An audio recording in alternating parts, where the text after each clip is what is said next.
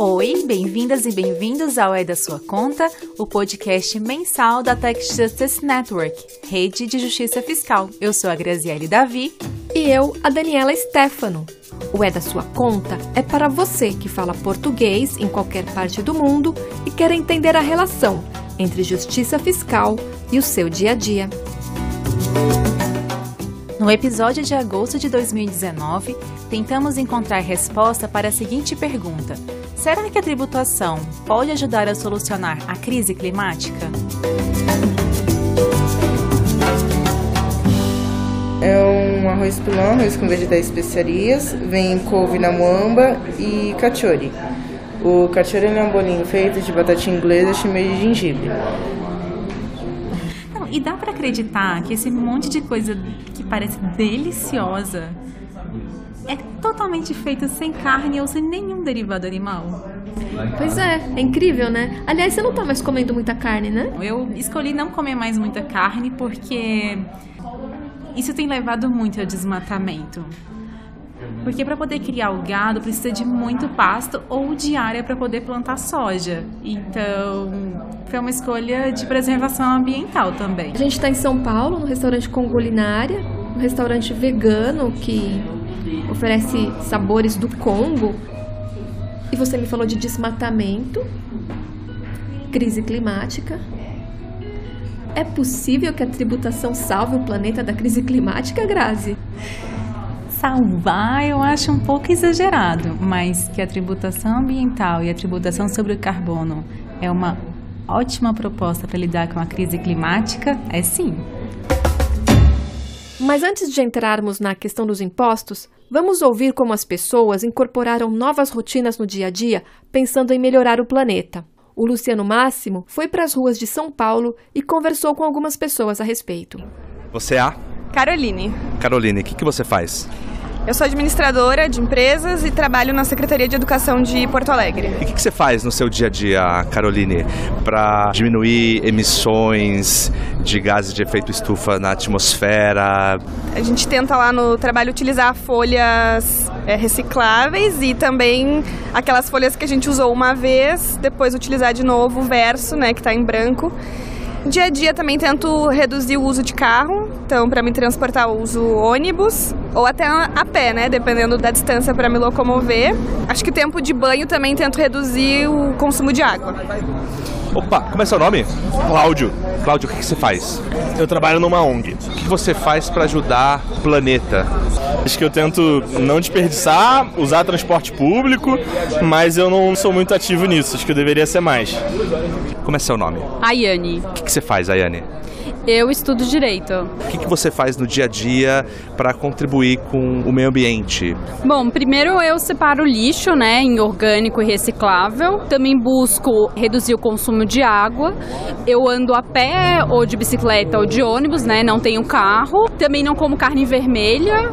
Os efeitos do aquecimento global estão cada vez mais visíveis. E é importante que cada pessoa faça a sua parte. Mas não é suficiente.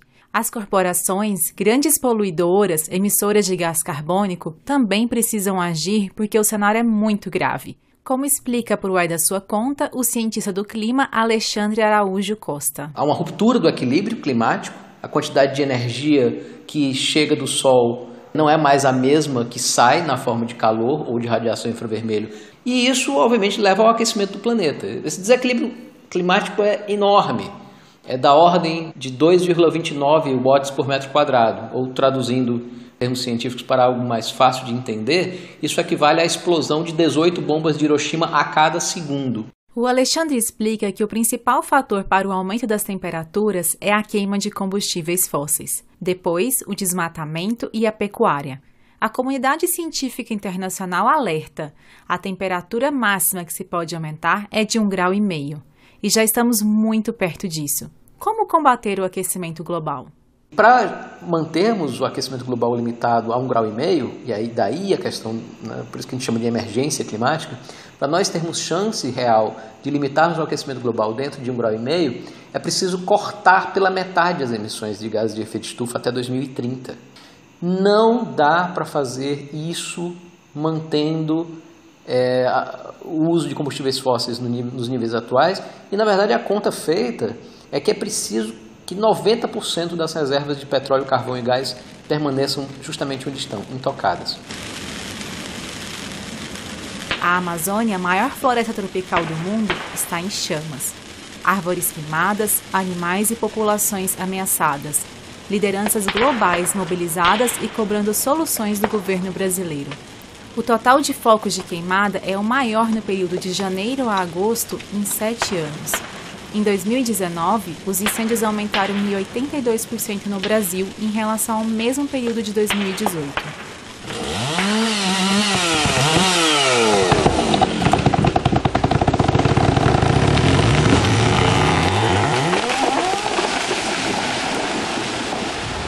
E isso tem relação direta com o desmatamento, que também aumentou muito em 2019.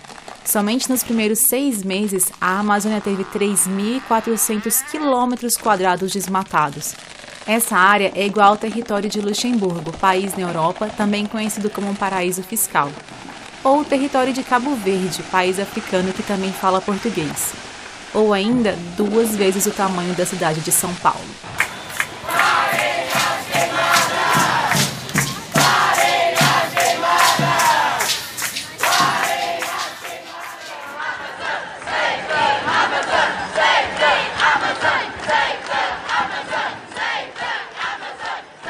O que você acabou de ouvir são as manifestações que ocorreram em 23 de agosto de 2019. Pessoas no mundo todo se mobilizaram em diversas cidades em defesa da Amazônia e do nosso futuro, exigindo medidas contra o desmatamento e as queimadas. Por trás de cada árvore derrubada estão os interesses de atores econômicos em expandir a agropecuária e o garimpo. Com os atuais afrouxamentos da legislação ambiental e com o presidente Jair Bolsonaro justificando o desmatamento como a única maneira de crescimento econômico, a tendência é que o desmatamento siga aumentando. Mas existem outras possibilidades de sustentar a agricultura brasileira e, ao mesmo tempo, deixar intactas as áreas de florestas. Um dos grandes desafios do próximo século vai ser conseguir capitalizar em cima das reservas de recurso natural. Isso não quer dizer que um país não vai explorar os seus recursos naturais, que ele vai parar de explorar os recursos naturais como minério de petróleo, minérios ferrosos, etc. Isso quer dizer que o país ele vai passar a explorar de uma forma sustentável e vai também negociar com os outros poderes internacionais para dividir a responsabilidade sobre a administração desses recursos. Essa é a Tatiana Falcão, gerente da Green Fiscal Network, rede fiscal verde da ONU Meio Ambiente. Em abril de 2019, o mundo se mobilizou para restaurar a Catedral Notre-Dame, igreja na França que pegou fogo. E agora, com as queimadas, o desmatamento e a necessidade ainda maior de preservação ambiental, o que os países poderiam fazer em defesa da Amazônia? Uma das opções poderia, por exemplo, ser pedir para os poderes mundiais, a União Europeia, os principais países, a Alemanha, a França, a Espanha, Estados Unidos, para eles darem uma contribuição para garantir a manutenção da floresta. Então, isso para o Brasil seria um passo importante, porque o Brasil capitalizaria em cima da reserva florestal que já existe no país e traria atenção também dos poderes mundiais para a preservação da floresta. Com o aquecimento global, subiu a temperatura dos oceanos tropicais. Com isso, aumentou também a capacidade da atmosfera de armazenar vapor d'água, o que faz com que ocorra cada vez mais tempestades extremamente severas e mortíferas. Um triste caso é o do ciclone tropical Idai, que atingiu os países africanos Moçambique, Malawi e Zimbábue em março de 2019. Pelo menos 1.700.000 pessoas foram afetadas e ocorreram mais de 800 mortes. A crise climática muitas vezes atinge aqueles que menos destroem o meio ambiente, como explica o cientista climático Alexandre Costa Araújo. Nem todos os países são igualmente responsáveis. Eu me referi muito no período em que isso aconteceu, à tragédia em Moçambique, lembrando que um moçambicano ele emite, em média, 0,3 toneladas de CO2 equivalente por ano. Ao passo que um habitante médio dos Estados Unidos emite 16,5, ou seja, 55 vezes mais. os moçambicanos não são responsáveis pela crise climática, os países pobres, tenham ele petróleo no subsolo ou não, estão arcando com o ônus justamente da farra da queima de combustíveis fósseis pelos países ricos. E o que vem sendo pensado como solução para diminuir as emissões de gás carbônico? Colocar um preço no carbono pode ser um caminho eficaz. O mercado de crédito de carbono é o primeiro e o mais antigo, como conta Tatiana Falcão, da ONU Meio Ambiente. O mercado de carbono, na verdade, ele impõe um preço sobre carbono. Não trata tanto de preservação florestal, quanto trata da precificação do carbono em geral. Então, não é só relacionado com carbono, mas também relacionado com mudanças climáticas e com a concentração de gases do efeito estufa na atmosfera. O sistema de preços parte da premissa de que o mercado atua de forma livre para se autorregular, conferindo um preço adequado ao direito de poluir. Assim, quanto maior a demanda, maior o preço de mercado. O segundo instrumento econômico para conter as emissões de gases de efeito estufa é o tributo sobre carbono. A aplicação de um imposto sobre carbono é, portanto, suficiente para criar um incentivo para que os consumidores comprem o produto mais barato e, coincidentemente, o produto menos poluente. Com o tempo, o imposto pode, portanto, agir para mudar o comportamento e os hábitos do consumidor. E esse é o objetivo que, na verdade, se pretende através do imposto. As receitas acumuladas através da aplicação do imposto podem ser designadas para o desenvolvimento de novas tecnologias, usadas para fomentar pesquisa e desenvolvimento, ou podem ser revertidas para o orçamento geral para ser utilizado em outras áreas prioritárias do governo. O imposto sobre carbono é preferível ao mercado de carbono. Mas no Brasil, principalmente no estado do Acre, se começou pela implementação do RED, a redução das emissões por desmatamento e devastação ambiental. A lógica que deve funcionar com isso é que as florestas fixam carbono. Esta fixação de carbono teria um valor que poderia ser medido, quantificado, pode ser precificada e, através de certificados, poderia ser usado para compensação climática, compensação de emissões em outros lugares. Este é o ativista austríaco radicado em Rio Branco, no Acre, Michael Franz Schmidlener.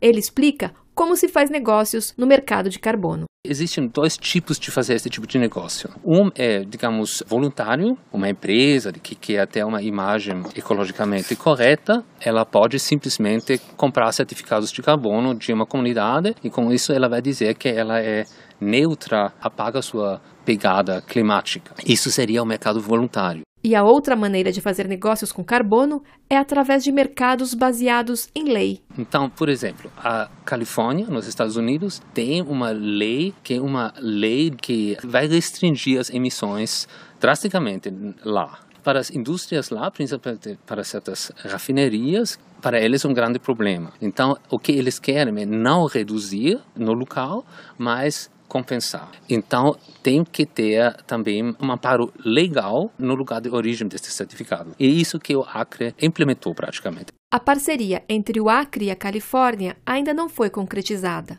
Mas a ideia de fixar carbono das florestas no Brasil realmente compensa as emissões de gás carbônico lá na Califórnia? Uma comunidade aqui de ribeirinhos ou de indígenas faz seu projeto RED, aí fica tudo preservado e esses certificados são vendidos para a Califórnia. Lá na Califórnia existem comunidades de baixa renda, principalmente comunidades negras, que vivem ao redor destas rafinerias e eles sofrem fortes impactos destas emissões, não do carbono, mas de outras emissões que estas mesmas rafinerias emitem. Então, eles querem que estas rafinerias reduzam suas emissões, porque eles sofrem taxas elevadas de câncer, aborto espontâneo, realmente tem assim, impactos muito graves lá. As comunidades negras na Califórnia seguem sendo prejudicadas pela emissão de gás carbônico. E as comunidades ribeirinhas e indígenas no Brasil, onde o RED é implantado, também são afetadas. São restrições que, em grande parte, proíbem a agricultura de subsistência, a plantação, que geralmente o pessoal aqui faz muito de macaxeira, banana, e a caça, a pesca e o uso de madeira, mesmo para casa, para canoa, tá? Então, isso faz o que essas restrições, né? Faz que estas comunidades, de alguma forma, vão ser criminalizadas. O Acre ter essa base legal, atraiu também projetos privados. Mas mesmo assim, eles foram fortemente articulados com o Estado. E aí a gente já vê esses efeitos da criminalização. Por exemplo, o promotor desse projeto, ele vai designar um membro da comunidade para ser um fiscal. Ele dá para ele uma camiseta e uma câmera para ele fotografar seus vizinhos quando eles vão fazer alguma coisa proibida. Afinal, o RED é uma maneira de reduzir as emissões de gás carbônico e, consequentemente, barrar a crise climática? O que pensam as pessoas e as comunidades que vivem nos locais onde eles são adotados? Ouça na reportagem de Luciano Máximo. Aceitar esse projeto de carbono diz que vai ter bom para os povos indígenas, né? Não vai ter mais aquela violência, desmatação da floresta, não vai ter mais aquela construção de barragem, né? Isso aí que eles falaram para nós. Essa é a fala de Osmarino Manhoari Munducuru, líder Munducuru em Jacareacanga, sudoeste do Pará, na Amazônia. Ela foi registrada no documentário O Valor e o Preço da Natureza, do grupo Carta de Belém. Só que nós já sabemos que isso aí não vai ser bom para os povos, né? Principalmente para os povos indígenas, né? Eles querem dar o dinheiro para dar o sustento, né? Que não vai ter mais a roça, né? Nem caça, nem pesca. E nem tira madeira para fazer a construção de casas, o canoa, né? É proibido, né? Quando nos aceita o projeto desse. Na região amazônica, onde vivem os Munducuru e muitas outras comunidades tradicionais, empresas de grandes centros e de países desenvolvidos tentam implantar a comercialização de crédito de carbono e o sistema conhecido pela sigla REDD, R-E-D-D, redução das emissões por desmatamento e degradação florestal. Mas esses mecanismos, que lembram complexas transações gestadas no mundo financeiro, nem sempre são transparentes para quem está lá na ponta. Ouça o relato sobre o RED de Ninawa Runiquim, liderança do povo Kaxinawá do Acre. A reunião, mais ou menos assim, chama algumas pessoas, faz um plano do que a comunidade precisa, de quanto vai gastar. Não é uma consulta, não é uma formação para dizer quem é que dá esse dinheiro, de onde vem esse dinheiro, quais são as principais pessoas interessadas nesse projeto RED, quem são os principais beneficiários do projeto RED e quem são os prejudicados. Nunca informam isso para a comunidade. Entender a soberania dos povos indígenas e das comunidades tradicionais e suas origens é uma abordagem fundamental para propor e desenvolver atividades sustentáveis em regiões de florestas, como diz Darlene Braga, da Regional do Acre da CPT, Comissão Pastoral da Terra. O grande problema também, além de você não ter o domínio dos seus territórios, a soberania ali, é o modelo de desenvolvimento. O que a gente pensa em modelo de desenvolvimento para a Amazônia? Quando as comunidades estão ali desenvolvendo suas ações, elas são tidas como atrasadas. O seringueiro, né, aquela coisa de ser seringueiro, ser atrasado, de não saber ler, né? Ele tem a cultura dele, ele tem um modo de viver dele. Para o consultor ambiental Marco Antônio Fujihara, o Brasil está perdendo tempo com polêmicas que partem do próprio governo e, embora seja uma potência ambiental, está bastante atrasado na discussão sobre desenvolvimento sustentável. Existe ainda uma grande discussão de que devemos ou não devemos reduzir as emissões de gás de efeito estufa. O Brasil é um grande contribuidor desses gases via desmatamento, na Amazônia principalmente. O que se precisa discutir é como reduzir isso do ponto de vista de políticas econômicas mais efetivas. Luciano Máximo é da sua conta. Você já segue o __ da sua conta no Twitter? Enquanto a gente preparava essa edição, nós fizemos uma enquete no Twitter, perguntando se as taxas para a produção e o consumo de carbono poderiam, entre aspas, salvar o planeta da crise climática. A maioria das pessoas que participou respondeu que sim. O Paulo Murilo Fonseca acrescentou que seria ótimo. Imposto maior para quem consome mais, tuitou ele. E como seria uma tributação sobre carbono adequada? A Tatiana Falcão, da ONU Meio Ambiente, elenca algumas características essenciais. Um é introduzir o imposto de uma forma gradual. Outro ponto importantíssimo, diga-se de passagem, principalmente para um país como o Brasil, de bastante inequidade social, é a criação de um sistema de desoneração parcial do imposto para as famílias de baixa renda. Ao longo prazo, o que se pretende através da criação de um imposto sobre carbono é que ele não gere nenhum tipo de receita para o governo, porque isso quer dizer que o consumidor mudou o seu comportamento completamente e que ele não está mais consumindo nenhum tipo de combustível rico em carbono. O imposto sobre carbono já é realidade em outros países. O Dennis Hullett, da Global Alliance for Tax Justice, Aliança Global por Justiça Tributária, nos conta o bem-sucedido caso de tributação de carbono na província de British Columbia, na costa oeste do Canadá, país onde ele vive. A primeira conclusão que podemos tirar é que a tributação sobre carbono não teve um impacto negativo no crescimento econômico. Na verdade, British Columbia teve a maior taxa de crescimento do PIB em comparação com qualquer província canadense desde o momento em que o imposto de carbono foi introduzido. Em segundo lugar, também tivemos sucesso na redução das emissões de carbono em montantes significativos. Como se paga e quanto custa o imposto sobre o carbono? O imposto de carbono está em muitos produtos, especialmente aqueles derivados de petróleo.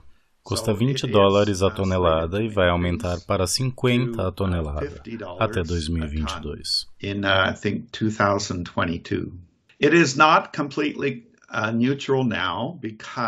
E agora não é uma tributação completamente neutra. Parte do valor arrecadado está sendo usado para apoiar as indústrias com acesso a um fundo especial para que adotem energia limpa ou tecnologias de baixo carbono. E o que tornou o imposto de carbono atraente para a população de British Columbia? One of the reasons the BC carbon tax has been popular is that it included. Uma das razões da popularidade do imposto de carbono em British Columbia é que ele incluía um reembolso para as famílias de baixa renda, para compensá-los pelo aumento da conta de luz, por exemplo. A receita adicional que o governo levantou do imposto sobre carbono foi devolvido às pessoas por reembolso ou outras reduções fiscais. Elas recebem esses pagamentos 4 vezes por ano. Mas os impostos de carbono só funcionam quando se presta atenção aos efeitos da desigualdade. Na França, o combustível e o custo de vida ficou mais caro e gerou uma série de protestos a partir de outubro de 2018, que ficou conhecido como o Movimento dos Coletes Amarelos. O problema na França é que não prestaram atenção suficiente aos possíveis efeitos da desigualdade advindas da tributação sobre carbono. As pessoas de baixa renda acabaram pagando proporcionalmente mais tributos sobre carbono. É por isso que eles falharam em obter o apoio da população. Eles não se preocupavam em torná-lo progressivo.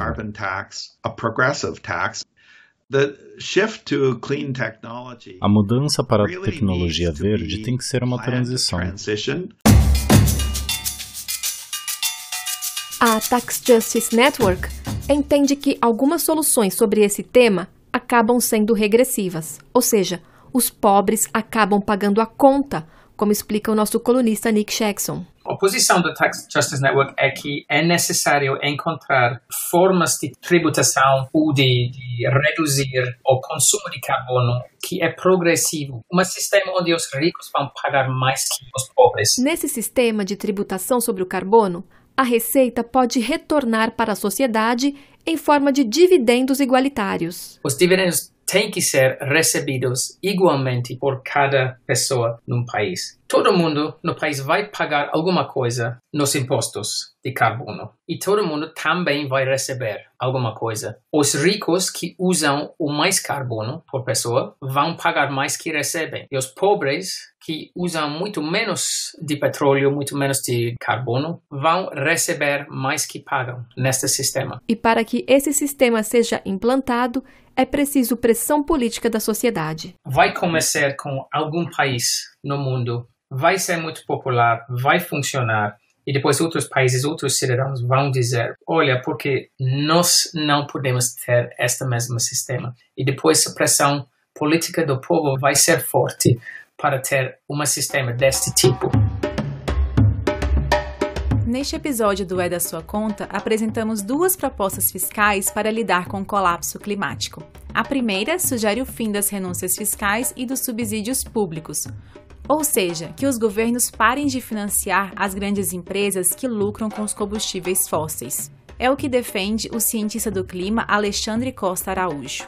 Menos de 100 companhias respondem por 3/4 das emissões. E essas corporações elas gozam de todo tipo de privilégio hoje. Por exemplo, subsídios públicos a essas empresas, incluindo aí a soma de renúncias fiscais, infraestrutura construída com dinheiro público a serviço dessas indústrias e impactos ambientais não cobrados, né? Essa soma dá mais de 5 trilhões de dólares anualmente. Então tem uma estimativa aí de que seria necessário mobilizar 40 trilhões de dólares para descarbonizar a economia.